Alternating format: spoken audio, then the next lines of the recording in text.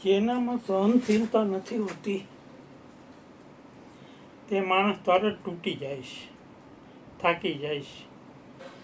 સહનશીલતાનું કવચ જે પહેરી લે છે તેને જિંદગીમાં કડવા અનુભવોના ઘા થાય તો પણ તે મજબૂત રહે છે. એક માણસ લુહારના ઘર પાસેથી પસાર થતો હતો. લુહાર હેરણ પર હથોડાનો ઘા કરતો હતો. તે લોઢું ટીપતો હતો. પેલો માણસ આ અવાજ સાંભળી થોડી વાર ત્યાં ઊભો રહ્યો ને તેણે જોયું કે એક ખૂણામાં કેટલાય હથોડા તૂટીને વિકૃત થઈને પડ્યા હતા. એ બધા ખૂબ વપરાયા હશે ને ઘણો સમય થતાં તેની આવી દશા થઈ હતી. તેને લુહારને પૂછ્યું કે આ બધા હથોડા આટલા તૂટી ગયા તો આ બધું કામ કરવા કેટલી હેરણની જરૂર પડી?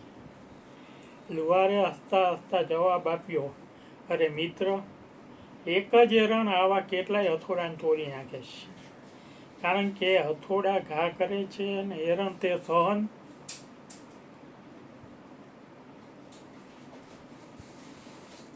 સહન કરે છે. માટે અંતે તો હેરણ જ જીતે છે અને અટૂટ રહે છે.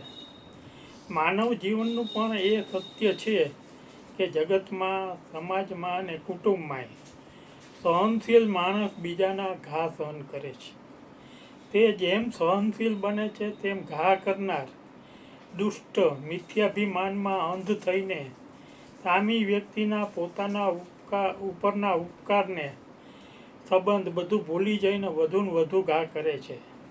એથી કહેવાય છે કે માણસ ઉપર સૌથી પહેલો ને વધુ ઊંડો ઘા તેની સૌથી નજીકની વ્યક્તિનો જ કરેલો હોય છે. પરંતુ સહનશીલ બનીને જે બીજાના ઘા ઝીલે છે તે અંતે જીતે છે. હેરણ ઉપર પડતા ઘાની જેમ તેના તન અને મન ઉપર ઘાનો અવાજ ને પીડા ખૂબ થાય છે. પણ અંતે તો આવા ઘા કરનાર જ આંતરિક રીતે ખૂબ પીડાય છે. ને આત્મપીડાથી સાચું સત્ય સમજાય છે કે પોતે બીજા પ્રત્યે શું ખોટો વ્યવહાર કર્યો છે. બોલીએ સદગુરુ મહારાજની જય.